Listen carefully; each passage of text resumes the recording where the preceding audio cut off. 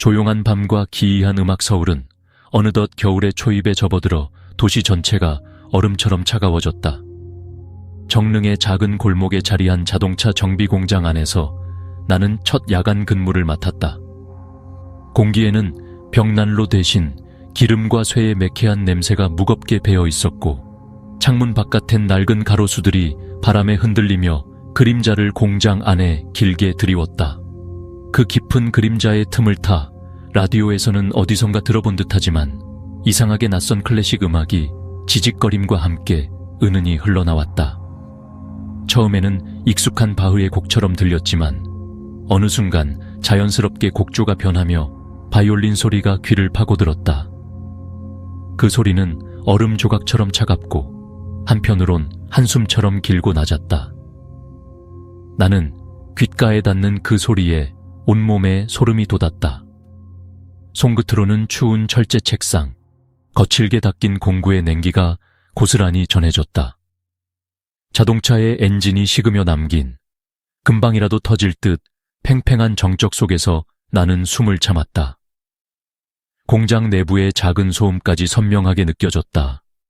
스패너가 아주 미세하게 떨리는 소리, 벽 틈에서 들려오는 바깥 공기의 숨결, 심지어 천장 위 오래된 배선이 쩌적쩌적 가늘게 긁히는 소리까지 덧붙여졌다.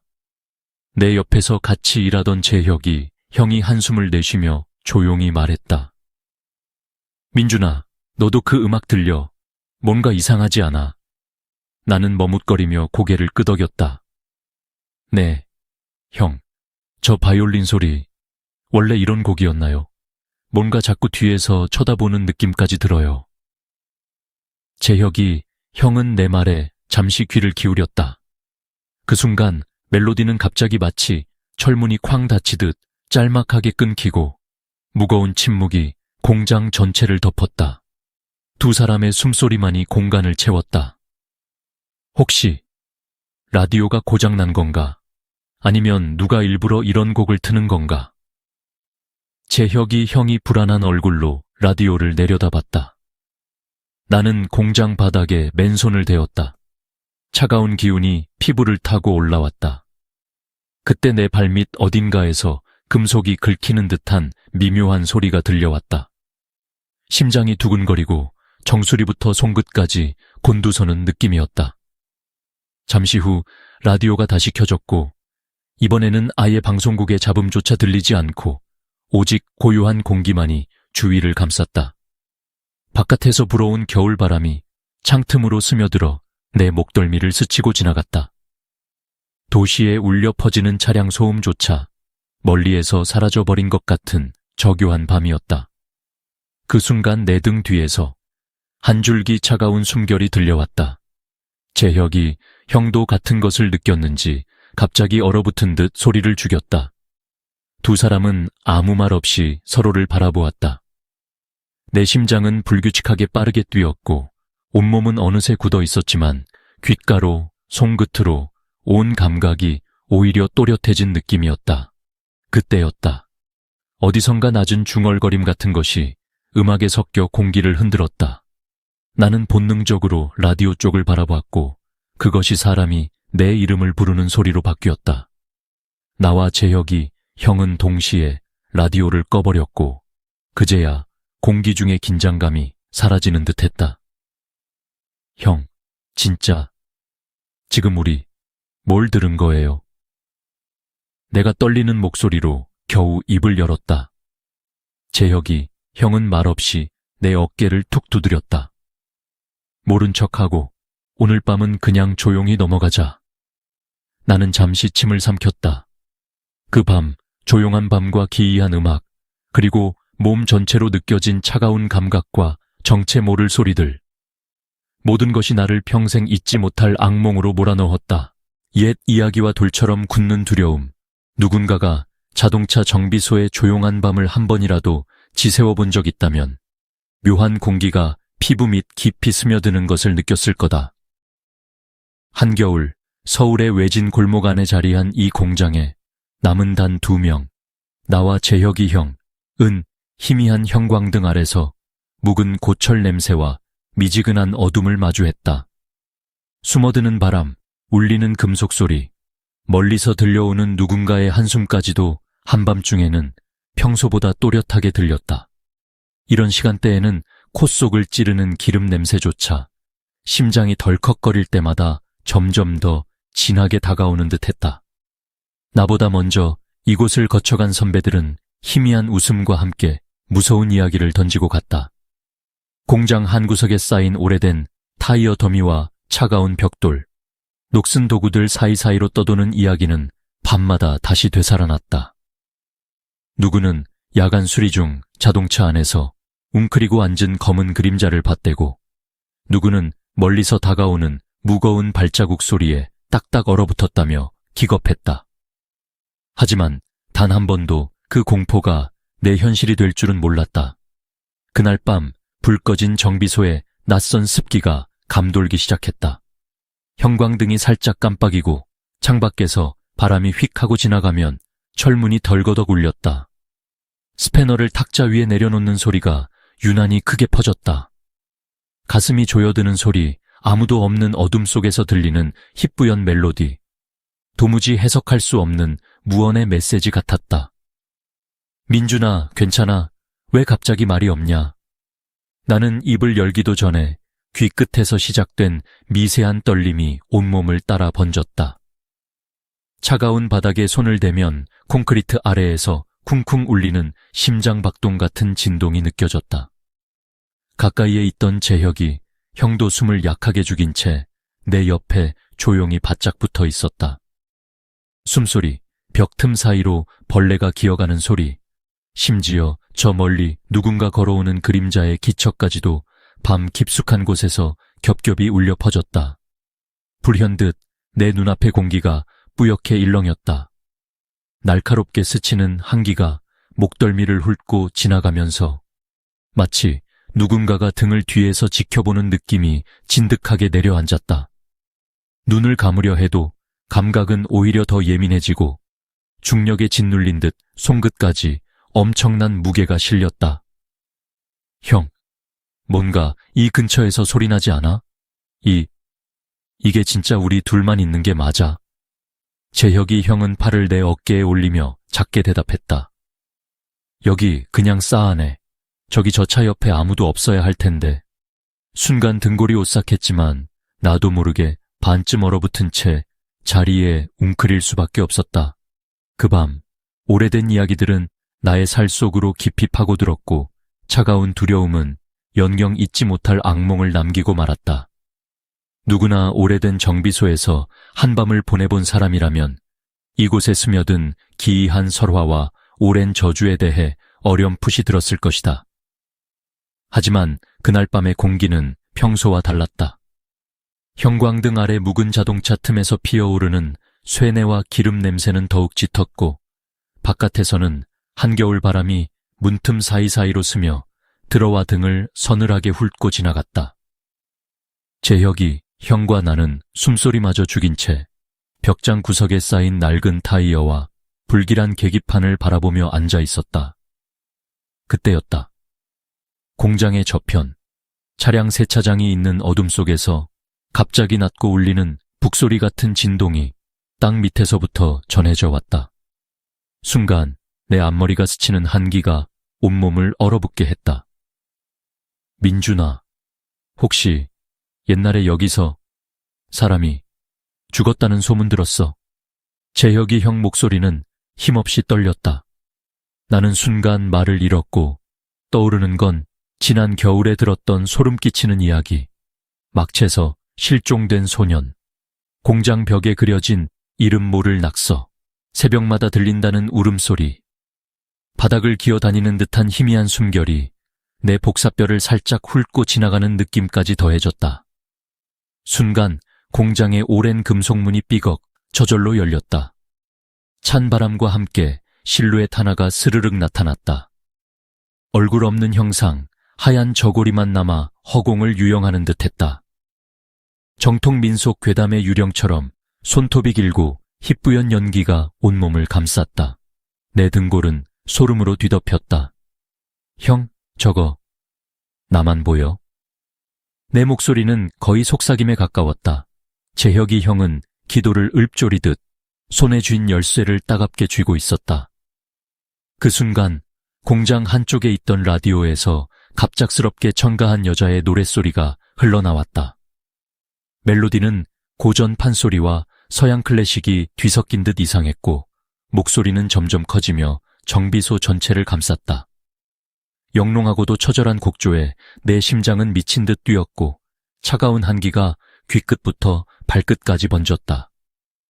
내 앞에 선 형상은 마지막으로 손을 뻗으며 마치 오래전 못다 한 이야기를 속삭이듯 돌아오지 말아라 한 단어만 남기고 사라졌다. 그 순간 모든 소음이 멎고 우리는 서로의 숨소리만 가쁘게 들을 수 있었다. 그 밤 이후 나는 다시는 이 정비소에서 웃으며 옛 이야기를 나눌 용기가 없어졌다. 사장님의 뜻밖의 제안, 사장의 갑작스러운 제안은 어느 쌀쌀한 겨울 오후 익숙한 정비 공장 안을 유난히 묘하게 만들었다.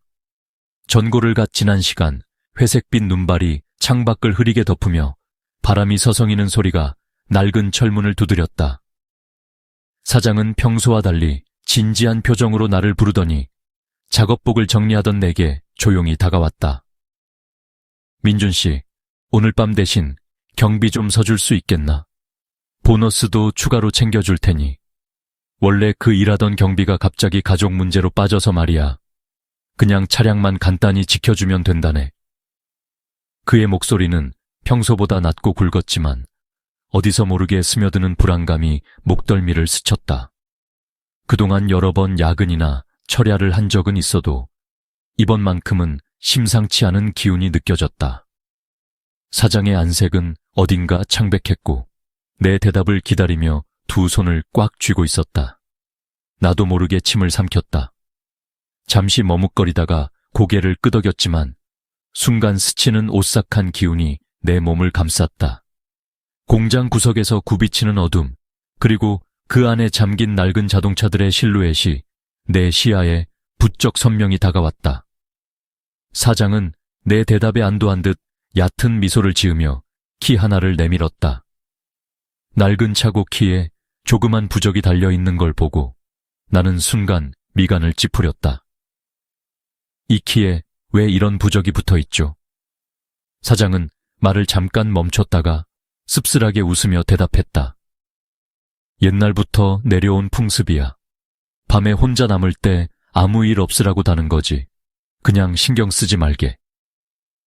온몸의 촉각이 바싹 살아나며 작은 소리마저 크게 느껴졌다. 사무실 벽시계의 초침 소리가 이례적으로 분명했고 멀리서 들려오는 쿵쿵거리는 공장 기계음이 평소보다 무거웠다. 내가 서류함을 정리하려 돌아섰을 때 등 뒤에서 사장이 조용히 덧붙였다. 혹시 밤중에 아무리 이상한 소리가 들려도 괜히 차고 문 밖으로 나가지 말게. 요즘 들어 밤만 되면 좀 이상한 일들이 많아지더라고. 괜한 걱정일 수도 있겠지만 각별히 조심하도록. 낮게 깔린 겨울 하늘 아래 정비소 주차장은 얼음처럼 빛을 잃고 고요했다. 작은 눈송이들이 천천히 바람에 날려 어둠과 뒤섞여 내렸다. 그 풍경은 마치 살아 움직이는 것 같기도 하고 동시에 숨죽인 듯 위태로웠다.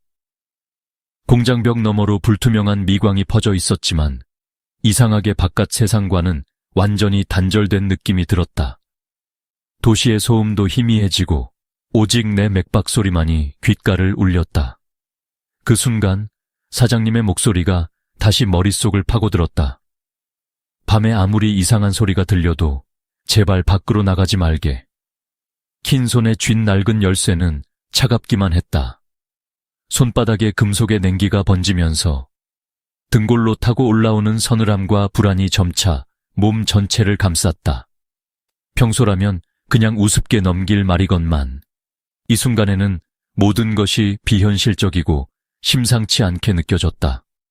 내 마음속에서는 어쩌면 별일 아니겠지, 보너스까지 준다는데 라고 애써 합리화하려 해도 금세 괜히 이 자리를 떠난 사람들이 많은 이유가 따로 있는 건 아닐까 하는 불안이 엄습했다. 먼지 낀 천장, 어둠 속으로 물든 유리창, 이따금 삐걱거리는 철문 소리조차 내 신경을 바짝 곤두서게 만들었다. 나는 모르게 한숨을 길게 내쉬었다. 밖에서는 눈송이가 점점 더 굵어졌다. 바람은 창문 틈 사이로 으르렁거리며 불어들었고 정비소 구석의 긴 그림자 사이에 무언가 스며드는 깨림직한 기운이 계속 어슬렁거렸다. 낡은 열쇠의 부적이 바람에 흔들릴 때마다 그 소리조차 악몽의 신호 같았다. 뜻밖의 동반자 정비소의 길고 외로운 밤을 지날 때 혼자가 아니라는 사실은 때때로 내가 견뎌낼 수 있는 유일한 위안이 된다. 내게 그 존재는 바로 석이었다. 그는 처음부터 내 곁에 자주 머무는 동료는 아니었지만 유독 한겨울이나 바람이 거세게 부는 밤이면 가끔씩 퇴근을 미루고 정비소에 묵어가곤 했다. 석이와 나는 원래 배움을 함께 시작한 동기였다. 그는 조용하지만 때때로 엉뚱한 농담으로 분위기를 풀어주는 묘한 힘을 가진 사람이었다. 정비소 한 구석의 기름 냄새와 쇠붙이의 차가움 속에 그의 목소리는 왠지 따뜻하게 번졌다. 어느 저녁 눈송이들이 유리창을 두드리는 가운데 두 사람만 남아 정비소의 낡은 책상 앞에 마주 앉았다. 그늘진 형광등 불빛 아래서 석이는 손에 남은 그리스 자국을 닦으며 말했다. 민준아, 요즘 이 근처에 좀 이상한 소문이 도는 거 알아? 지난주엔 정비사 형 중 한 명이 야근 후에 혼자 차 안에서 기절해 있었다더라. 나는 반쯤 웃으며 흘려들었지만 속으로는 짐짓 긴장했다. 바깥은 이미 어둠이 완전히 깔리고 멀리서 바람에 흔들리는 버드나무 그림자가 창문을 문지르듯 덜덜 떨고 있었다. 철판 지붕을 때리는 눈발이 파도처럼 퍼졌다가 멎는 사이사이 석이와 나 사이의 공기는 점점 더 묘하게 얼어붙는 것 같았다. 근데도 네가 있으면 이상하게 덜 무섭다. 그가 말끝을 흐렸다. 나는 조용히 미소 지었다. 둘의 침묵을 깨는 건 정비소 구석에서 돌연 들려오는 미세한 덜컥 소리나 뒤편 고철 산더미에 부딪히는 바람의 신음소리뿐이었다. 때로는 그런 소리들이 석이의 농담보다 더 현실감 있게 다가왔다. 그날 밤 우리가 나누던 대화와 정비소를 감싸던 겨울의 기운, 그리고 밖에서 점점 거세지는 눈보라. 모든 게 한데 뒤섞여 내 기억 한가운데를 차갑게 파고들었다. 함께 있다는 안정감과 동시에 어쩌면 이곳에 둘밖에 남지 않았다는 섬뜩한 사실이 마음 한 구석을 찬바람처럼 스쳐갔다. 때때로 석이와 바라보는 낡은 문틈 너머 어둠 속에서 나는 내가 진짜 두려워하는 것이 귀신이 아니라 우리 자신이 얼마나 작은 존재인지 느끼는 순간들이 아닐까 생각했다. 정비소의 겨울밤, 석이와 나는 얼어붙은 금속 사이에 앉아 있었지만 둘만 존재하는 이 기묘한 공간은 점점 다른 차원으로 빨려 들어가는 것만 같았다. 바깥의 눈송이들은 유리창을 두드릴 때마다 마치 누군가 안을 알짱거리는 신호처럼 느껴졌다. 나는 속으로 석이가 아니었다면 이 한밤을 어떻게 버텼을까? 자주 생각하지만 묘하게도 그와 있을 때마다 오히려 설명할 수 없는 긴장감이 고개를 들곤 했다. 과장되지 않은 일상 대화에도 미묘한 균열이 생기기 시작했다. 석이는 동기였음에도 내가 야근에 자주 불평하면 갑자기 쌀쌀맞게 그래도 이 동네에서 우린 제일 운 좋은 셈 아니냐며 웃곤 했다. 한 번은 나도 모르게 짜증 섞인 목소리로 그렇게 생각하면 네가 혼자 세차장 순찰해보지 그러냐고 내뱉었고 그 순간 우리 사이의 공기가 얼어붙었다. 그날 밤 어둠 속에서 예전 함께 겪은 에피소드가 머릿속에 스쳤다. 연수 시절 석이와 내가 첫 야간 근무를 했을 때 둘 다 잘못 맞춘 알람 때문에 정비소 문을 닫아두고 30분 동안 바깥에 갇혀 덜덜 떨었던 일. 그때 서로 등을 맞대고 아무리 무서워도 둘이 있으면 괜찮다며 키득거렸기에 나는 지금 그와 함께한 밤은 어쩌면 두려움보다 위로에 가까울지도 모른다고 생각했다. 그런데 오늘 밤에 한 가지 이상한 일이 벌어졌다. 정비소 한쪽, 아무도 없던 저쪽 벽 거울에 희미한 그림자 하나가 겹쳐졌다. 처음엔 피곤해서 헷갈린 줄 알았지만 서기도 순간 몸을 움찔했다. 내가 야, 저거 방금 봤어 라고 묻자 서기는 잠시 말을 잇지 못하다가 아무것도 아닌 것 같은데 그냥 신경 쓰지 마 라고 얼버무렸다. 이상한 기운을 외면하려 했지만 서기와 나는 각자의 기억과 걱정에 잠기기 시작했다. 그때 차고 깊은 곳에서 들려온 묘한 종소리, 마치 오래된 사찰이나 장례식에서나 울릴 법한 금속성의 소리가 공기중을 진동시켰다. 그 순간 서기는 예상치 못한 행동을 보였다. 갑자기 자리에서 일어나 사물함을 열더니 예전에 고향에서 가져온 작은 부적을 꺼내 내게 건넸다. 이거 혹시 모르니까 갖고 있어. 우리 집에서는 이런 밤에 항상 이걸 붙잡고 버텼거든. 이 작은 동작에 머릿속에 전류가 흐르는 듯했다. 우리의 묘한 긴장, 옛 기억, 알 수 없는 불길한 방송과 그림자까지 모두가 한순간에 뒤섞이며 전혀 예기치 못한 보호 본능으로 연결됐다. 그 밤 이후 서기와 나는 더는 서로의 농담마저도 가볍게 넘기지 않게 되었다. 둘이지만 어쩌면 그 밤 정비소엔 진짜로 셋이 있었던 것 아닐까 하는 의심이 오래도록 가슴 한구석을 맴돌았다. 미스터리한 연구차의 입국 서울의 한겨울밤, 모든 것이 얼어붙은 듯 고요한 그 시간, 정비소 대문이 삐걱 소리를 내며 열렸다. 그때 들어온 건 다른 어떤 차도 아닌 낡은 12인승 연구차였다. 오래된 검은색 차체에는 수많은 흠집과 털실로 감은 듯한 그을음이 남아 있었고 차량 유리에는 어렴풋이 한지로 말아 쑤셔 넣은 부적이 붙어 있었다. 주인은 얼굴을 반쯤 가린 채 묵묵히 시동을 끄고 내렸으며 손에는 아직 꺼지지 않은 향 한 자루가 들려 있었다. 그의 눈빛 어딘가에는 사람인지 귀신인지 모를 침묵과 무서움이 섞여 있었다. 연구차 뒷자리는 시트 천 사이마다 고여있던 냉기와 함께 기이한 허연 김이 피어올랐다. 차 내부에는 금동 촛대 2개가 삐뚤게 뒤뚱거렸고 검은 커튼 뒤로 드러난 관 모양의 실루엣이 마치 누군가 아직 떠나지 않은 기운마저 담고 있는 듯했다. 차에서 풍기는 향내는 익숙한 목조 냄새가 섞인 듯했지만 한편으로는 섬뜩하게 날카로운 한기와 함께 뒤섞였다. 나는 문득 창밖에서 바람이 불 때마다 차 문이 스스로 삐걱거릴 것 같은 불길한 상상에 휩싸였다. 사장은 이 차의 수리를 부탁하며 반드시 차를 옮기지 말고 겉만 깨끗하게 갈아 놓으라고 신신당부했다. 목소리에는 왠지 모를 두려움이 배어 있었고 나 역시 괜히 괜스레 등에 소름이 돋았다. 잠깐이지만 내 그림자가 차 넓은 유리에 비칠 때 내 모습이 아닌 듯한 왜곡이 덧쓰여지는 느낌이 들었다. 이상하게 오늘은 정비소 공기가 더 무거워진 것 같은데 내 심장은 근거 없는 불안 속에서 점점 빠르게 뛰었고 그날 밤은 이전과는 전혀 다르게 시작되었다. 정비소의 늦은 겨울밤, 눈발이 점점 굵어질 무렵이었다.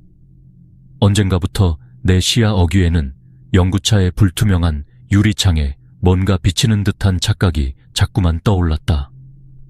어떤 밤엔 보이지 않던 그림자가 차 문 옆에 희미하게 서 있던 것 같은 기분이 들었고 간혹은 차체를 스치는 하얗고 마른 손가락 흔적까지 얼버무려졌다.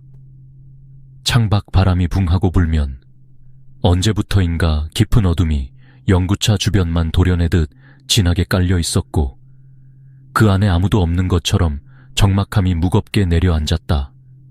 그날 밤 나는 불현듯 공기 중에서 축축한 먼지와 섞인 냉기를 맡았다. 정비소 전체가 잠시 숨을 멈춘 듯 고요해졌고 어디선가 희미한 발자국 소리가 콘크리트 바닥을 밟는 소리가 들렸다. 내 심장은 미친 듯이 뛰기 시작했다. 연구차 쪽을 멍하게 바라보는데 차량 안에서 희미하게 누군가 움직이는 듯한 그림자가 천천히 유리창을 스쳐 지나갔다. 그 순간 내부에서 작은 불빛이 반짝 비치더니 곧 꺼졌다. 나는 눈을 비비며 다시 쳐다봤지만 이번에는 아무것도 보이지 않았다. 차 주위의 한기가 전보다 더 세차게 몰아쳤고 기묘하게도 차에서 뭔가 속삭이는 소리가 들리는 듯했다. 마치 누군가 오랜 세월 묻혀 있다가 갑자기 느리게 깨어난 듯한, 그리고 그 고요를 뚫고 내 이름을 부를 것만 같은 묘한 긴장감이 맴돌았다. 가까이에서 연구차 창을 들여다보려던 찰나 내 그림자가 차 유리에 덧씌워지며 이상하게 길게 왜곡되는 바람에 나는 두려움에 휩싸여 얼어붙을 수밖에 없었다. 처음 느낀 소름 끼치는 감각, 이상하게도 연구차가 도착한 그날 밤부터 공장의 공기는 전혀 달라졌다. 작업을 끝내고 가파른 계단을 올라 내 작은 다락방으로 들어서는데 창문 밖에서 불어오는 바람 소리가 유난히 거칠고 추웠다. 저녁 어스름이 깔리자 눈발마저 점점 굵어졌고 정비소 앞 주차장에는 찬 기운이 쌓여 한 발 내디딜 때마다 신발 밑창이 얼음처럼 미끄러울 지경이었다. 나는 난방도 잘 되지 않는 다락에 누워 얇은 담요로 몸을 웅크렸다. 그런데 잠시 후 연구차가 세워진 지하 주차장에서 희미한 기척이 전해지기 시작했다. 불 꺼진 창밖을 바라보면 검은 차체의 창문 위로 희미하게 빛이 스미고 때론 안개가 피어오르듯 푸른 빛이 반짝였다. 바람이 창문을 두드릴 때마다 얼핏 내 그림자가 차창 유리에 비치지만 마치 내 것만은 아닌 듯 어딘가 왜곡되어 길쭉하게 늘어난다. 나는 자신도 모르게 심장이 쿵쾅거리며 한참을 숨죽였던 기억이 생생하다. 그날 밤은 유난히 정적이 무거웠다. 잠드는 게 쉽지 않아 괜히 휴대폰을 만지작거리다 다시 밖을 내다보았다. 그때 연구차 옆에 웅크리고 있는 희미한 그림자가 보였다. 바람에 흔들리는 나뭇가지 그림자인 줄 알았으나 그림자는 분명히 사람의 형상이었고 이내 차체를 슬쩍 만지더니 서서히 사라졌다. 순간 무의식적으로 덜컥 몸을 일으켰으나 곧이어 온몸을 짓누르는 기운에 몸을 마음대로 움직일 수 없었다. 나는 지붕 위에서 들려오는 바스락거림, 먼 데서 속삭이는 듯한 낮은 소리, 심지어 벽 틈에서 느껴지는 이상한 한기까지 모두 합쳐져 오싹함이 등골을 타고 퍼졌다. 그러다 불현듯 화장실 물이 저절로 한참 동안 콸콸 흐르기도 했고 아래층에서 누군가 부스럭거리는 소리마저 들렸다. 모든 감각이 극도로 날카로워져 나는 숨조차 크게 쉴 수 없었다. 이상하게 바로 그 순간 연구차 쪽에서 아무도 만지지 않았는데 불빛 하나가 번뜩였다가 꺼지는 것도 목격했다. 나는 눈을 질끈 감으면서 스스로를 타이르고 그저 피로 때문일 것이라 합리화하려 애썼지만 머릿속에는 점점 정체 모를 두려움이 쌓여가고 있었다. 그 밤 나는 한순간도 편히 잠들 수 없었다. 밤은 온전히 내 몸과 마음을 잠식했다. 날이 밝았지만 이른 새벽의 공기는 여전히 살을 애듯 차가웠고 나는 속옷 위로 식은땀이 잔뜩 배어나 있음을 느꼈다.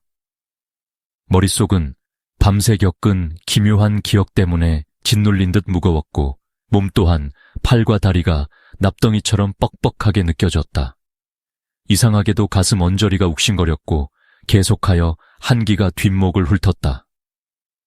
거울을 보면 매번 자신도 모르게 눈 밑에 짙어진 다크서클과 창백한 얼굴, 피로감에 젖은 눈이 어른거렸다. 불면의 밤이 연속되자 내내 예민해진 신경은 작은 소리에도 움찔거릴 지경이었다. 그날 낮, 나는 정비소 사장님이 공구함을 정리하던 모습을 우연히 마주쳤다. 사장님의 주름진 얼굴에는 심상치 않은 근심이 어려 있었다. 자초지종을 대충 들은 그는 말없이 내 손목을 잡고 허리춤에 항상 차고 다니던 오래된 부적 하나를 내밀었다. 그 부적은 겹겹이 오래 묵은 듯 누렇게 발에 있었고 잉크는 희미했으나 특유의 매캐한 향기가 묻어났다. 요즘 따라 밤에는 저 차 근처엔 되도록 가까이 가지 마라. 그 차는 오래된 인연을 끌어오는 기운이 강한 것 같다. 괜히 농담하거나 무심히 다루다간 좋지 않은 기운에 휘말릴 수 있다. 사장님의 목소리는 낮고 단호했다. 나는 어리둥절했지만 눈빛에 흐르는 두려움에 말을 잇지 못했다. 그 순간 문득 등 뒤에 식은땀과 오싹한 전율이 다시 스며들었다. 매일 밤 잠에 드는 것이 두려워졌다. 닫힌 창밖으로 들리는 바람소리, 번갈아 스치는 검은 그림자, 그리고 내 귓가에 맴도는 정체불명의 속삭임은 여전히 사라지지 않았다. 한 번 깨진 신경은 쉽게 아물지 않았다. 무심한 일상 속에서도 첫 번째 소름 끼치는 그 밤 이후로 나는 더 이상 예전의 내가 아니었다. 모임의 밤과 경솔한 놀림말 서기와 나는 오랜만에 깊은 겨울밤, 정비소 구석에서 작은 축제를 벌이기로 했다. 형광등 아래 뒤엉켜 있던 기름 냄새도, 벽장에 쌓인 낡은 부속품들도 오늘만큼은 뒤로 하고 편의점에서 사온 맥주와 치킨을 펼쳐 놓았다. 창밖에는 서서히 눈송이가 내려앉기 시작했고 바람이 문틈을 스치며 차가운 겨울 냄새를 데려왔다. 서기는 분위기를 띄우려느라 일부러 과장된 목소리로 이런 밤엔 귀신이 제일 싫어하지 않냐. 뭐 설마 우리 앞에 나타날까? 라고 웃어 넘겼다. 나는 잠시 머뭇거리면서도 괜히 맞장구를 쳤다. 모두의 긴장을 풀려던 조심성 없는 농담이 이 밤의 균열을 만드는 줄은 아무도 몰랐다. 그때부터 정비소 구석 어둠이 한층 더 짙어지는 느낌이 들었다. 캔맥주를 따는 소리, 젓가락이 닭껍질을 뚫는 바삭함, 사소한 소리가 의외로 유난히 또렷했다.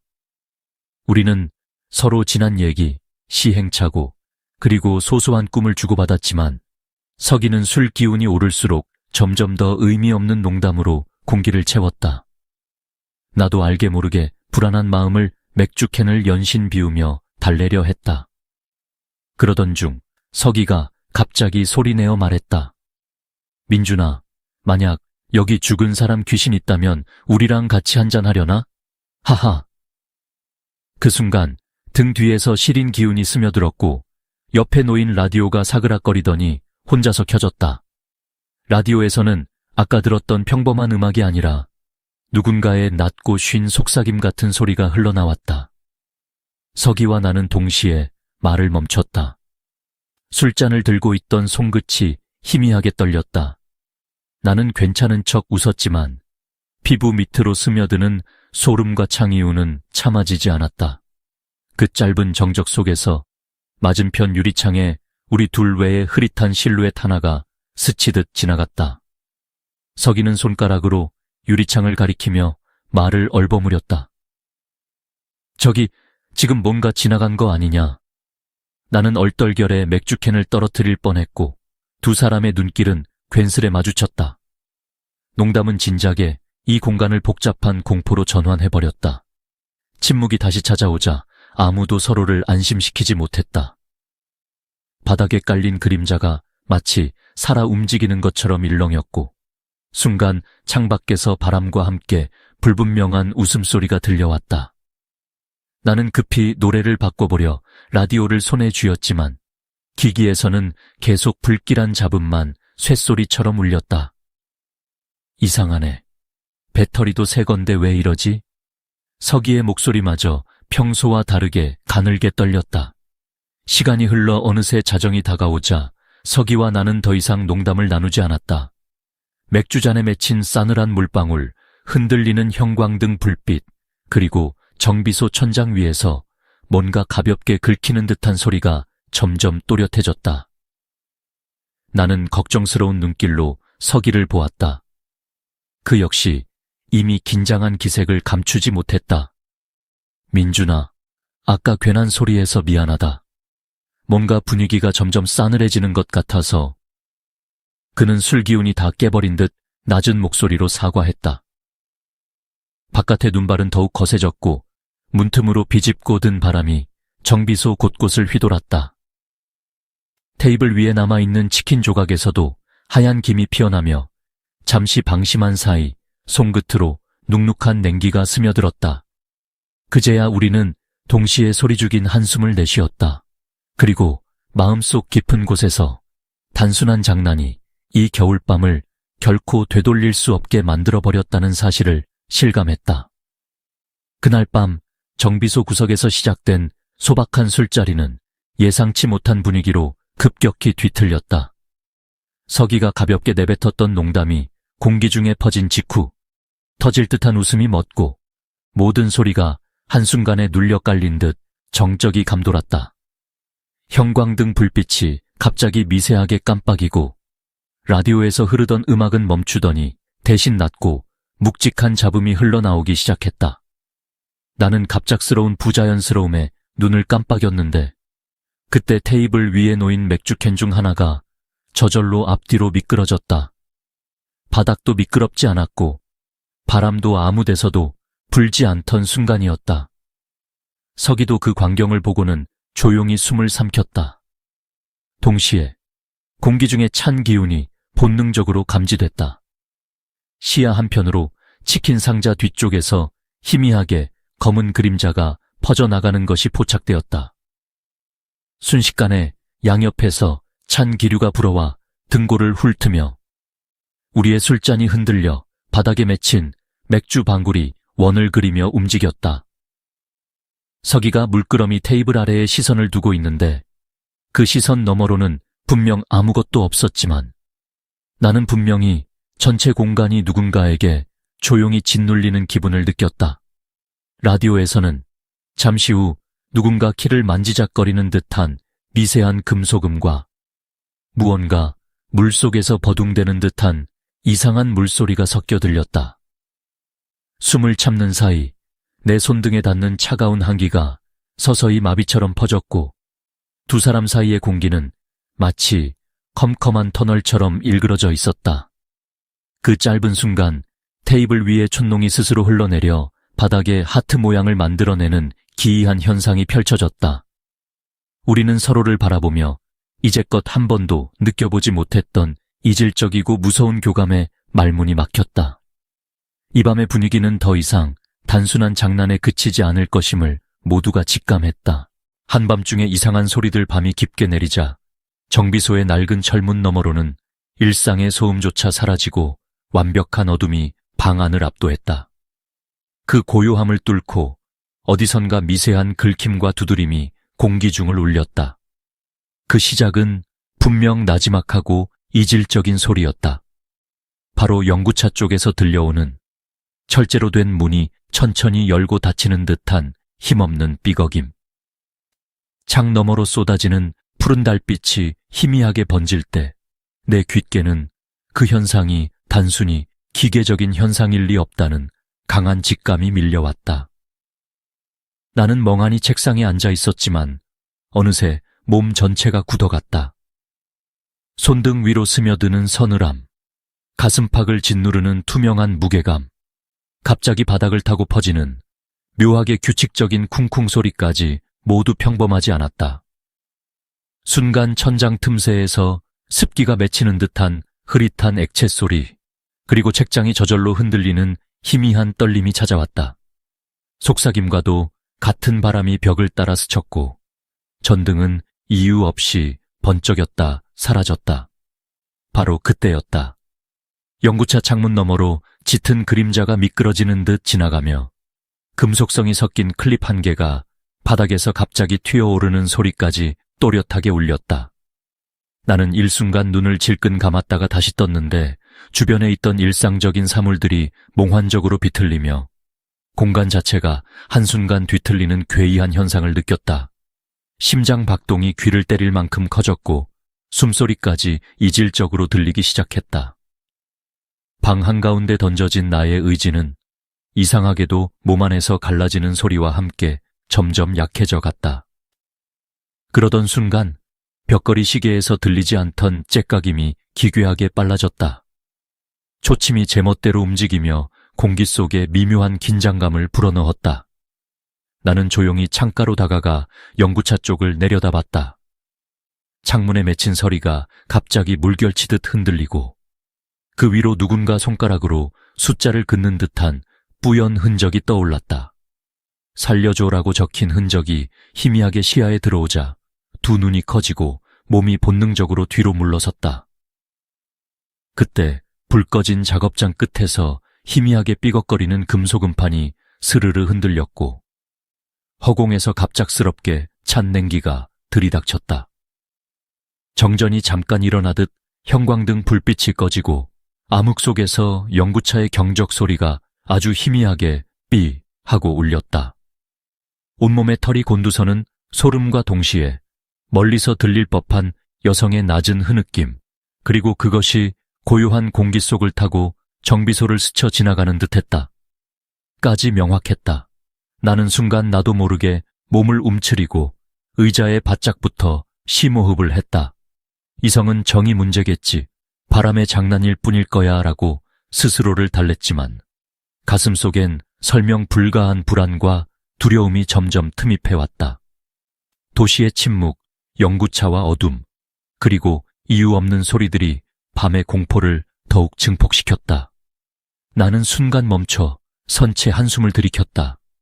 그때 뒤에서 서기가 조심스럽게 내 어깨를 두드렸다. 민준아, 너도 들었지?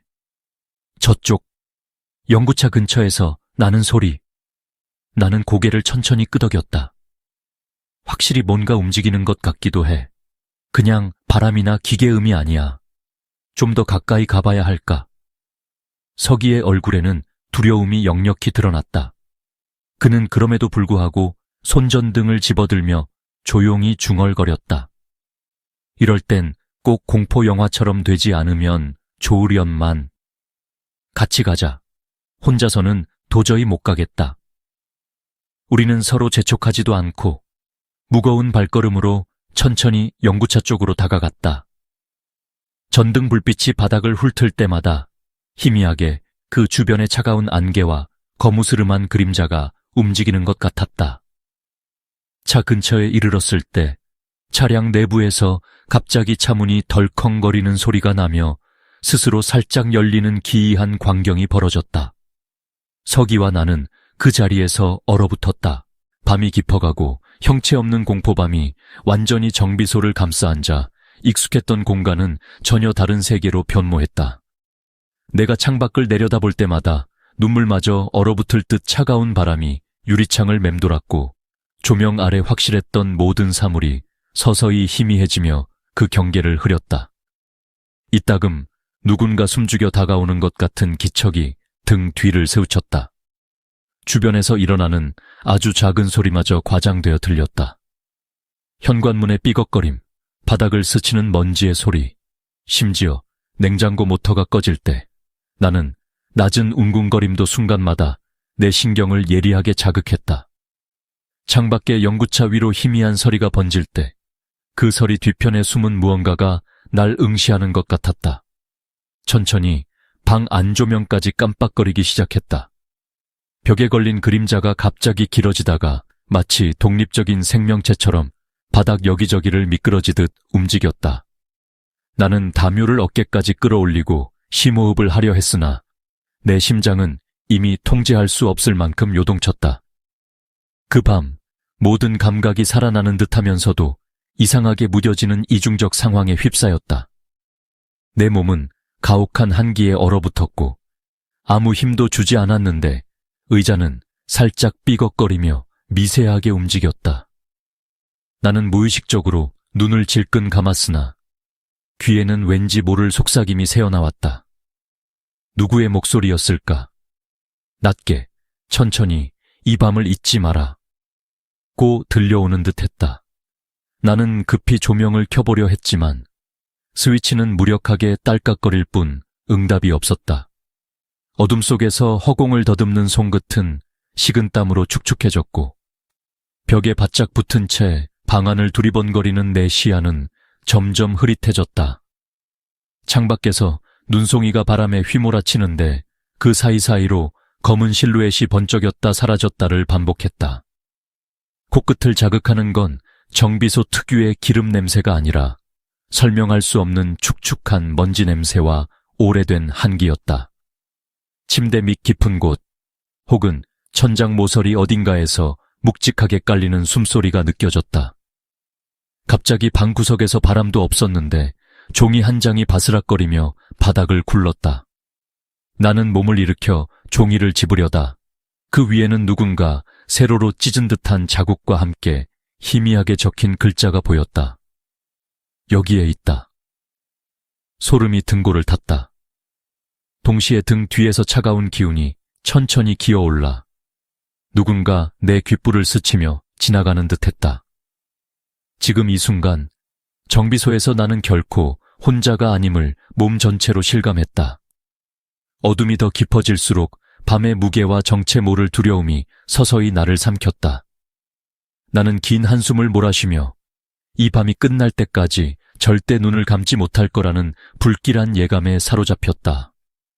있지만 지금은 그때와 다른 공허함과 불안이 섞여 있었다. 정비소의 어둠 속에 숨어있는 무언가가 자신을 계속 지켜보는 듯한 느낌에 서기는 몸을 움츠렸다. 서기의 눈엔 밤이 한층 더 짙고 묘하게 느껴졌다. 과거엔 겨울밤 정비소에서 장난치며 웃던 기억이 선명했다. 반쯤 졸린 상태에서 기계 소리가 섞인 익숙한 고요함, 쓸데없는 농담에 서로 툭툭 치며 웃었던 그 평범한 밤들. 하지만 지금 이 공간은 마치 다른 차원에 빨려 들어가는 듯했다.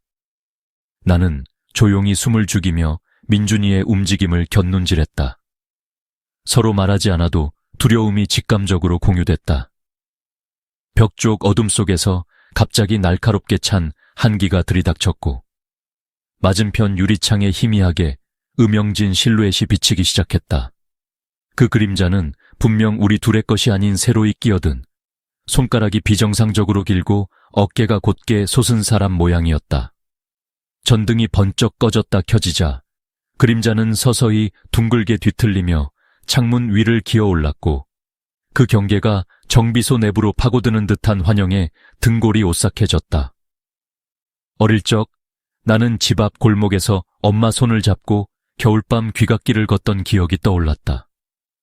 그때 내가 느꼈던 소소한 불안과는 전혀 다른 목을 누르는 듯한 공포가 지금 이곳을 지배했다. 마음속 깊이선 여긴 평범한 현실이 아니야 라는 인식이 날카롭게 자라났다. 민준이 쪽에서 피어오르는 불안한 기운이 공기 전체를 지배했고 무언가 창밖에서 구부러진 발소리가 다가오는 느낌이 또렷이 전해졌다. 나는 반사적으로 민준이의 소매를 잡았다. 바로 그때 밖에서 강렬한 한기가 한꺼번에 유리창을 쾅 두드렸고 동시에 라디오가 혼자서 켜져 이상한 불협 화음만 뿜어냈다. 먼지 낀 숟가락이 테이블에서 저절로 구르는 소리, 정비공 간판에 부딪히는 바람소리, 창문 사이로 스르륵 낀 손톱이 긁는 듯한 섬뜩한 소리가 겹쳐 울렸다. 나는 그 자리에 얼어붙은 채 모든 감각을 잃을 듯한 공포를 뼛속까지 삼키고 있었다. 그 밤은 내가 평생 꿈꿨던 평범한 밤들과 전혀 닮지 않았다.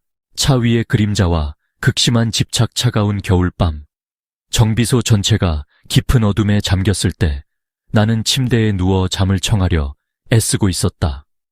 하지만 머릿속은 늘어지는 불안과 거친 고독에 가득 차 있었다.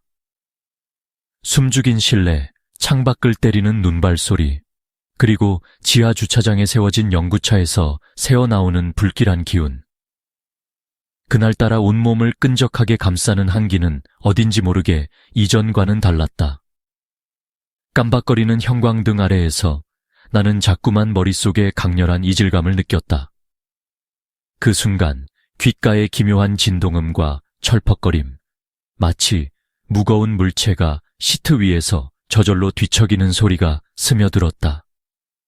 등줄기를 타고 한기가 퍼지는 느낌에 본능적으로 이불을 목까지 끌어올렸다. 그러다 문득 침대 옆 창문에서 희미하게 단속적으로 깜빡이는 불빛이 내 시선을 사로잡았다. 바람조차 잠든 깊은 한밤, 연구차 안쪽에 사이드 미러에 농도 짙은 그림자가 서서히 떠올랐다. 그 그림자는 처음엔 어렴풋하게만 보였으나 점차 형태가 또렷이 드러났고 그 속에는 길게 늘어진 머리카락과 하얗게 떠오른 얼굴이 새겨져 있었다. 겁에 질린 나는 눈을 감고 숨을 죽였다. 잠시 후 방 안가득한 정적을 깨는 바람 같은 속삭임이 들려왔다. 여기서 나가지 마, 날아오지 마. 속삭임과 함께 차가운 공기가 실내를 휘돌며 촛불을 꺼뜨렸다. 갑작스러운 기온 저해 이루 말할 수 없는 압박감이 가슴 한가운데를 죄고 들어왔다. 그때 천천히 방바닥에 스미는 검은 그림자가 침대 발치까지 미끄러져 왔고 나는 한치도 움직일 수 없었다. 전혀 상상할 수 없던 그 그림자가 연구차 내부의 후미진 공간과 나를 실로로 연결한 듯한 끈적한 공포를 배출하고 있었다. 심장 소리가 귀에 연속으로 울릴 때쯤 나는 오로지 숨이 막혀오는 공포에만 휩싸였다. 의식 저 너머 그 그림자의 실루엣 위로 잠시 착각하듯 옛날 할머니 장례식장에서 스쳤던 슬픈 기억이 떠올랐다. 그때의 우울한 완장, 먼지가 자욱한 싸늘한 복도, 그리고 마지막에 바라본 시신 곁에 흐릿한 얼굴들까지. 죽은 자는 절대 떠나지 않는다. 라는 옛어른들의 주술 같은 말이 이 순간 나를 온전히 꿰뚫었다. 다시 눈을 떴을 때 연구차 유리에 비친 내 얼굴 뒤로 하얗게 번지는 그림자가 더 이상 남의 일이 아니라는 확신이 든다. 서기와 나는 서로 조용히 숨을 죽인 채 침대 끝에 몸을 붙이고 있었다. 내 손끝이 떨리는 와중에도 서기는 작은 전등을 꽉 쥐고 있었다. 어둠을 뚫고 묵직한 침묵 속에 갑자기 서기가 떨리는 목소리로 말을 건넸다. 민준아, 네가 방금 그 그림자 봤어. 어째서 저기서 움직이는 것 같지 않아? 혹시 내가 잘못 본 건가? 나는 두 눈을 질끈 감으려다가도 뺨을 스치는 얼음장 같은 기운에 이성을 붙잡기 힘들었다. 속삭이는 듯한 소리가 창문 너머 그리고 지하에서 번갈아가며 들렸다. 그 순간 정비소 아래 연구차 쪽에서 쿵 하고 철문이 저절로 크게 울렸다. 방바닥이 미세하게 진동하는 와중에 서기가 손등으로 나를 꽉 잡아 밖에 무언가 있어. 제발 지금은 움직이지 말자 라며 속삭였다. 불현듯 천장 구석에서 한 줄기 바람이 내려오다 내 머리카락을 간지럽혔다. 그리고 연구차에서 서서히 희미한 연기와 함께 긴 머리의 흰옷 그림자가 창 너머로 손가락을 뻗었다. 그 손끝엔 어렴풋한 피자국이 묻어 있었고 손톱은 유리창을 긁으며 낮게 삐걱거리는 소리를 냈다. 나는 겁에 질려 서가 이게 꿈일까 아니면 우리 같이 기도하자라고 속삭였다. 서기는 입술을 꼭 깨물며 근심 어린 눈망울로 조심스럽게 묵은 주문을 중얼거렸다. 바로 그때 방 안 전체가 얼음 덩어리처럼 차가워지며 연구차 유리에는 나가지 마라는 한서린 흰 글씨가 서리 위에 떠올랐다. 동시에 저 멀리서 여자의 흐느낌과 한 맺힌 절규가 겹쳐 공간을 뒤덮었다. 우리 두 사람은 서로 부둥켜 안은 채 숨도 제대로 쉬지 못하고 몸을 움츠렸다. 그 밤 우리는 차라리 숨결마저 얼어붙는 절정의 공포 속에서 현실과 악몽의 경계가 영영 무너지는 것을 온몸으로 경험하고 있었다. 괴기스러운 형체의 등장밤이 점점 깊어지자 주차장 한가운데 놓인 연구차를 둘러싼 공기조차 달라지기 시작했다. 서기와 나는 불안하게 서로의 얼굴을 확인하며 용기를 내어 채 가까이 다가갔다. 눈에 보이지 않는 무거운 기운이 밤공기 속에 퍼져 있었고 손끝에는 식은땀이 촉촉하게 맺혔다. 어두운 유리창 너머로는 누군가가 작은 숨소리를 내뱉는 듯 희미한 습기가 스며들고 있었다. 내가 조심스럽게 문 손잡이를 잡으려는 순간 차 내부에서 갑자기 희미한 심장을 죄는 한기가 뿜어져 나왔다.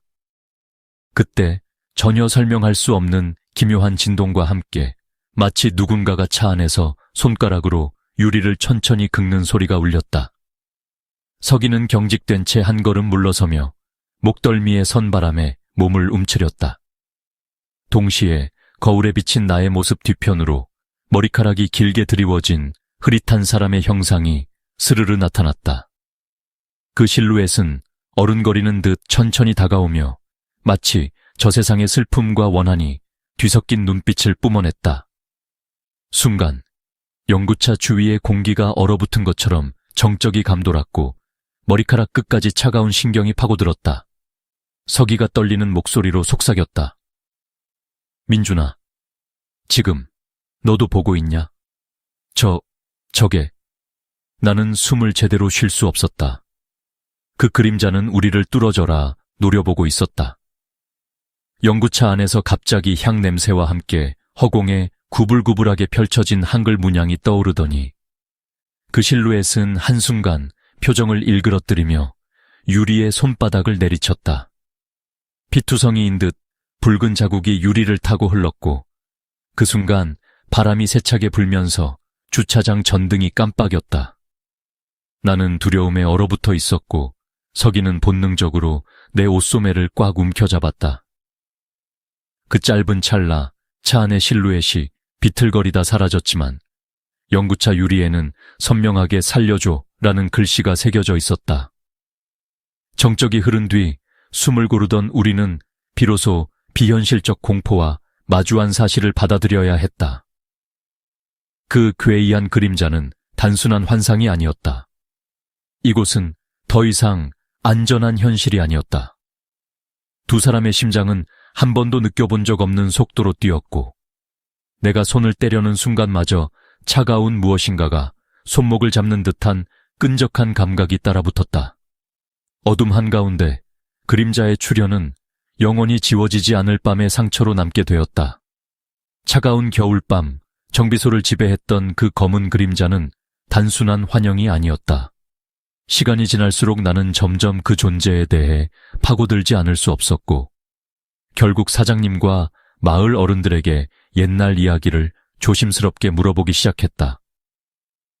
오래된 정비소가 세워지기 전 이 자리는 한때 무연고자들의 작은 장례식장이었고 눈 내린 날 흔적 없이 사라진 소녀와 장의사에 대한 흉흉한 소문이 돌았다고 한다. 차곡차곡 쌓인 증언 속에는 새벽마다 연구차 뒤에서 하얀 그림자가 무언가를 기다린다는 말도 섞여 있었다. 나와 석이 모두 그날 본 모습이 단순한 환상만은 아니었음을 깨닫고 등골이 절로 서늘해졌다. 그날 이후 나의 밤은 조금씩 무너져 내렸다. 잠들기만 하면 유리창에 길게 내려앉는 검은 머리칼, 손끝에서 느껴지는 메마른 한기, 그리고 연구차 뒷좌석에 누워있는 듯한 묵직한 중압감이 계속 나를 덮쳤다. 정비소를 잠깐만 스쳐도 창고 구석에서 잊을만 하면 기이한 속삭임과 냉랭한 시선이 등 뒤를 훑고 지나가는 듯했다. 일상이 점점 낯설게 느껴졌고 내 안에 작은 균열이 번져나갔다. 석이 역시 이전과는 달라졌다. 그는 종종 한밤중에 문득 허공을 바라보며 멍하니 시간을 보내거나 섬뜩한 꿈에서 깨어 식은땀을 흘리곤 했다. 심지어 둘이 함께 있어도 괜히 주변 기운을 살피고 생활의 잔잔한 소음도 깊은 어둠으로 번져가는 느낌에 사로잡혀 버렸다. 어느새 우리 사이엔 육체는 현실에 있지만 영혼만큼은 계속해서 차가운 그 밤으로 끌려가는 것 같은 거리가 남았다. 한겨울의 긴 어둠은 쉽게 물러가지 않았다. 그림자 유령의 진짜 사연은 아무도 다 밝힐 수 없었으나 우리 기억에 그것은 평생 지워지지 않을 상처와 공포로 남았다. 이상하게도 나는 때때로 차가운 밤 공기에 실려 오는 목소리를 또렷이 듣게 된다. 여기 있다. 아직 끝나지 않았다. 겹쳐지는 악몽 어두운 휴게실로 돌아온 나는 마치 얼어붙은 것처럼 몸을 전혀 움직일 수 없었다. 정신은 아직 깨어 있는데 손끝 하나 까딱할 수 없었다. 숨소리조차 희미해진 밤, 방 안에는 차가운 기운이 깔려 있었다. 그때 침침한 그림자 틈에서 기이한 풍경이 펼쳐졌다. 흰색 한복이 너덜너덜해진 사내가 얼굴 전체는 핏자국과 검붉은 무늬로 뒤덮여 있고 두 눈은 깊게 솟아올라 마치 뭔가에 홀린 사람처럼 뚫어지게 나를 노려보고 있었다.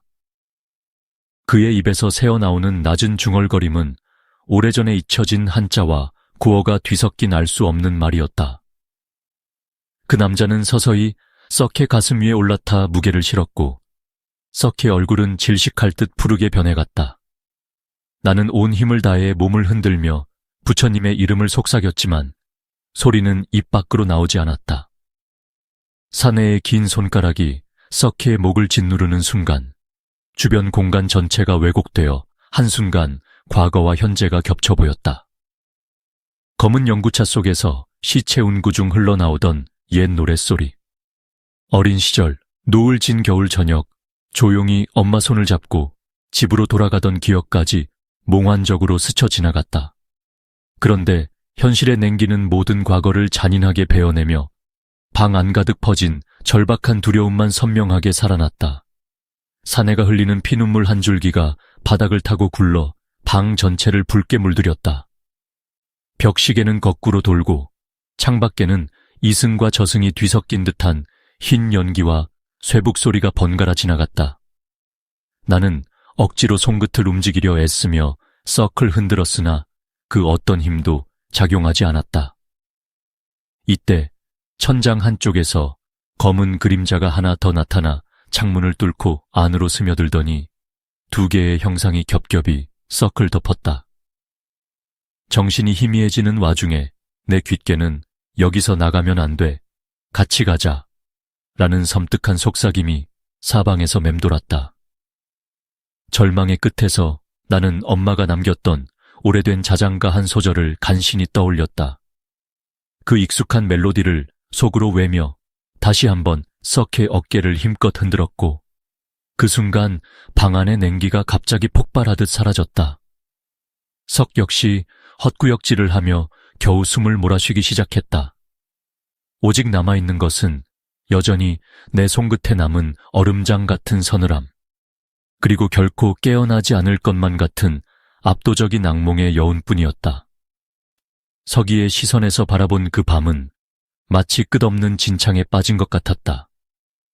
사내의 무게가 가슴을 눌러올 때마다 숨은 멎을 듯했고 의식은 점차 흐려졌다. 내 몸이 누군가의 손에 의해 옥죄어질 때마다 저 멀리서 울리는 쇠북 소리와 낮게 울부짖는 바람 소리, 그리고 민준이 급하게 내 이름을 부르던 그 절박한 목소리가 멀고도 가까이서 동시에 울려 퍼졌다. 손끝 하나 움직일 힘조차 없이 바닥을 스친 창기가 온몸에 스며들었고 목덜미 아래로 식은 땀이 천천히 흘러내렸다. 그 이후 나의 일상은 온통 뒤틀렸다. 잠에서 깨어나도 가슴을 조이는 불안과 꿈과 현실이 구별되지 않는 흐릿한 경계선 위에 흔들렸다. 심야에 눈을 감으면 다시 차가운 방 안, 그리고 그 사내에 핏발선 두 눈이 떠올랐다. 민준과 대화를 나눠도 말끝마다 어디선가 들려오는 속삭임과 그림자의 잔상에 사로잡혀 평온한 순간이 한 번도 없었다. 작업장에 남겨진 한기, 문득 스치는 고요한 정막, 그리고 가끔씩 느껴지는 목 끝의 가려움, 모두 그 밤 이후로 바뀌어버린 일상이다. 내 속마음 깊은 곳엔 여전히 함께 가자라는 소름 끼치는 속삭임이 잔존해 아무리 애써 떨쳐내도 그림자가 곁에 머무는 듯하다. 어느새 나와 민준 모두 그날 밤에 빼앗긴 평범한 삶이 두 번 다시 돌아오지 않을 거라는 불길한 예감에 하루하루를 견디고 있다. 구원의 만남 창밖으로 한밤의 눈발이 굵게 내려앉던 그 순간 정비소 내부는 상상조차 할 수 없는 공포로 뒤덮여 있었다.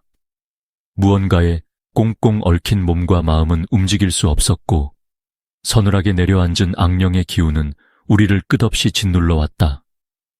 그때 방 안 한켠에서 바람과도 같은 움직임이 감지되었다. 벽을 타고 세우며든 하얀 그림자가 어느새 내 앞에 고요하게 서 있었다. 그녀는 순백의 한복에 전통 비단띠를 두르고 긴 머리를 가지런히 묶은 채 손에는 고운 깃털 부채를 들고 있었다. 그녀의 눈빛은 한없이 깊고 단호했고 목소리는 차가운 밤 공기를 가르며 나지막하게 울렸다. 여기서 물러가라. 속세를 괴롭히지 말라. 말끝이 바람결에 실려 방 안을 흔들자 여자 귀신의 형상이 소용돌이치듯 일그러지며 배어나왔다. 푸른 불길과 함께 남성 악령의 차디찬 울음소리가 공명을 이루었고 유리창 너머에서 흩어지듯 아득히 사라져갔다. 기이할 만큼 평온해진 그 공간에서 우리 몸은 천천히 감각을 되찾았다. 숨 쉴 때마다 가슴은 온갖 두려움과 안도의 감정으로 일렁였다. 나는 눈앞에 선 여인에게 무언의 감사의 시선을 보냈고 그녀는 조용히 미소 지으며 손에 든 부채로 이마 위에 서늘한 기운을 쓸어내렸다. 부채 끝에서 분홍빛 한 줄기 서기가 흩어지더니 나와 서기의 몸 전체를 조심스럽게 감싸주었다. 그녀는 한 걸음 물러서더니 희미한 목소리로 마지막으로 중얼거렸다. 이 밤을 잊지 마라. 빚진 생명에는 반드시 갚아야 할 인연이 있다. 부디 서로를 지키며 살아가길 바란다. 그 순간 창밖 눈송이들이 빛을 받아 고요하게 떨어지는 마법 같은 광경이 방 안 가득 펼쳐졌다. 여인의 실루엣은 점점 희미해지며 마지막 남은 온기로 방 안을 채웠다. 공기는 어느새 젖은 눈 내음과 따뜻함이 퍼졌고 그동안 쌓여 있었던 공포와 어둠도 서서히 옅어져 갔다. 정비소의 깊은 밤은 마치 한편의 꿈처럼 변해버렸고 우리의 영혼 깊은 곳엔 구원을 향한 작은 희망의 씨앗이 뿌려졌다. 구원의 여인이 사라진 후 방 안의 공기가 뚜렷이 달라졌다. 하지만 내 머릿속에는 그녀가 남긴 신비한 존재감이 깊게 박혀 있었다. 그 여인은 단순한 유령이 아니었다. 정비소에 오래전부터 전해 내려오던 마을을 수호하는 수호신 또는 저승길을 인도하는 여성 조상신이었다는 전설이 서서히 퍼즐처럼 떠올랐다. 예로부터 이 지역에서는 누군가 억울하게 세상을 떠났을 때마다 백색 한복의 여인이 밤하늘을 헤매며 방황하는 혼들을 부드럽게 감싸 이끌었다고 한다. 그녀의 깃털 부채에는 오래된 조상들의 명복과 사연이 스며 있었고 손짓 하나로 한겨울의 어둠까지도 물리쳤다는 전설도 전해졌다. 나와 석이 모두 이 이야기를 어릴 적 어르신들에게 얼핏 들었으나 눈앞에서 실제로 마주하게 될 줄은 꿈에도 몰랐다. 강렬한 구원의 체험 이후 나와 서기의 내면은 이전과 확연히 달라졌다. 한동안 우리 둘은 현실감이 어지러울 만큼 멍한 상태로 서로를 바라보기만 했다. 그날 밤을 떠올릴 때마다 단지 공포만이 아니라 불안과 경의, 그리고 묘한 경외감이 온몸을 물들였다. 나는 이전보다 작은 소리에도 예민하게 반응했지만 동시에 한없이 고요한 어딘가에서 나를 지켜보고 보호해주는 존재가 있다고 느끼기 시작했다. 서기 역시 쓴웃음과 함께 인생이 도무지 예측 불가야 라며 종종 혼잣말을 내뱉곤 했지만 예전처럼 장난스럽게 죽음이나 영혼을 이야기하지 않게 되었다. 정비소의 새벽, 우리는 서로의 손끝에 잠시 남은 온기와 여인이 남겨둔 분홍빛 서기의 흔적을 바라보며 덤덤하게 창밖을 응시했다. 악몽이 길고 짙었던 만큼 이 구원의 순간이 우리 삶의 방향을 바꾼 것도 분명했다. 나는 더 이상 죽음이나 저승에 대해 가볍게 떠들지 않았고 서기도 자신도 모르게 조용한 기도를 바치는 습관이 생겼다. 때때로 정비소의 어둠을 뚫고 들리는 한 줄기 바람에 두려움이 밀려올 때 우리는 여인이 다시 나타나 줄 것이라는 묘한 믿음으로 서로를 위로했다. 내일 아침 비극과 경고 희끄무레한 새벽이 정비소 구석구석을 새우며들 무렵 밤새웁던 눈발이 부드럽게 그쳤다. 기나긴 악몽의 시간이 지나고 남겨진 건 한껏 지친 심신과 설명할 수 없는 공허함이었다. 사장님이 평소와 다름없이 무심한 얼굴로 출근해 현관문을 열고 들어왔을 때 나는 아직도 손끝에 남은 서늘함과 심장 한구석의 두려움을 떨쳐낼 수 없었다. 처음엔 내 말을 가볍게 흘려보내던 사장님은 썩히 목덜미를 뒤로 젖혀 보이고 진한 멍 자국과 피멍을 확인하는 순간 얼굴이 낭떠러지 마냥 굳어졌다. 거짓말처럼 부적이며 금줄로 단단히 잠가놓은 차고 안에 싸늘한 바람이 갑자기 들이치더니 구석에서 라디오가 지직거리며 스스로 켜지는 소동까지 연이어 벌어졌다. 마을에서 유명한 무속인이 헐레벌떡 도착해 상황을 살폈다. 그는 곧바로 사장님에게 차분하게 설명했다.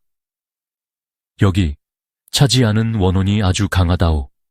밤새 깔보던 농담이 영가를 다시 불러들인 것이오. 이 영구차 원래 한겨울 눈발 치던 날 실종됐던 소녀와 관련 이야기가 전해 내려온다 하오. 예부터 장례식장의 유령은 명복을 빌어주길 기다리며 이승을 떠돌아다니는 법이지. 분위기는 단번에 싸해졌고 사장님은 오랜 풍습을 되살려 긴급 제례를 준비했다. 정비공들과 이웃 모두가 정성껏 차린 밥상 앞에 모였고 따뜻한 증기가 피어오르는 향불이 하늘 높이 퍼져갔다. 제례가 시작되자 그날 밤 차고에서 퍼졌던 얼음장 같은 기운이 서서히 물러가는 것이 또렷했다. 나는 의식 내내 어쩐지 두 손이 계속 떨렸다. 썩은 눈꺼풀이 청은같이 무거워 보였고 한동안 자책과 불안 속에 말을 잃었다. 의식이 끝난 뒤 사장님은 아예 2번 다시 영구차 수리를 맞지 않겠다며 선언했다. 이윽고 동네 사람들 사이에 소문이 퍼졌다. 그날 정비소에서는 결코 죽음을 가볍게 농담해서는 안 된다. 이승에 남은 한 첸이 얼마나 무서운지 우리 모두 똑똑히 봤다. 그 후 밤이 깊어올수록 누군가가 겨울 정비소 한 구석에서 다가오는 그림자를 두려워하는 듯했다. 나 역시 한동안 좁은 방마다 불을 모두 켜놓고 지냈고 석과는 가끔 밤마다 의식적으로 짧은 인사를 나눴다. 이 경험은 우리 모두를 변화시켰다. 죽음이란 존재를 다시 생각하게 했고 작은 농담조차도 신중을 기하는 습관이 스며들었다. 과거의 악몽과 찬바람, 깨진 라디오의 윙윙거림. 앞으로도 이 정비소의 긴 겨울밤, 아무도 함부로 세계 저편을 입에 담지 못할 것이다. 한겨울이 다시 찾아올 때마다 정릉의 정비소 앞을 지나던 주민들은 오싹한 소문을 품은 채 발돋움하며 걷곤 했다. 그날 이후 이 작은 마을에는 누구도 밤늦게 정비소 근처를 맴돌지 않았다. 괜스레 공기 중에 퍼지는 석유와 철내음, 공장 바닥을 스치는 한 줄기 찬바람까지도 모두 옛날 그 밤의 침묵과 공포를 기억하게 만들었다. 이날 이후 꿈결처럼 떠도는 이야기는 이미 정비소를 넘어 동네 어귀까지 퍼졌고 어른들은 아이들을 데리고 밤에는 절대 저기 근처 가지 마라며 경고했다. 어쩌다 야근하게 된 이웃 청년이나 지나가는 택배기사조차 야박한 겨울밤에 정비소 불빛이 깜빡거릴 때마다 등을 저절로 웅크리고 먼 곳에서 은은히 들려오는 라디오 잡음이나 금속 긁는 소리에 가슴을 조이고는 했다. 누가 문득 그때 그 영구차 얘기 사실일까라고 중얼거리면 같이 있던 사람들은 목소리를 낮추며 이 동네에선 그런 얘기도 함부로 꺼내면 안 된다고 빠르게 화제를 바꿨다. 몇 년이 흐르고 첫눈이 내릴 즈음이면 정비소 구석에 차곡차곡 쌓인 흔적들은 모두 되살아나는 듯했다. 오랜 밤잠을 설치던 민준과 석이는 여전히 고요한 새벽마다 문득 창밖을 바라보며 얼었던 심장이 두근거리는 경험을 반복했다. 나머지 정비공들도 예전처럼 경박하게 농담하거나 무심코 라디오를 틀지 않게 되었다. 마을 어귀에 새로 들어온 사람들조차도 어딘지 아리송한 겨울 오후에 저 멀리 희미한 사람 그림자가 떠다니는 걸 보면 자연스레 길을 돌아가곤 했다. 오랜 세월이 지나도 정비소의 겨울밤이 계속되는 한 그 해의 기억과 소문은 마치 한랭한 공기와 함께 사람들 뼛속 깊이 배어있는 채로 누구에게도 완전히 잊히지 않고 전해진다. 그리고 이 마을에서는 겨울이 시작될 때마다 문득 심장이 오싹해지는 악몽 같은 예감이 항상 다시 깨어나는 것이다.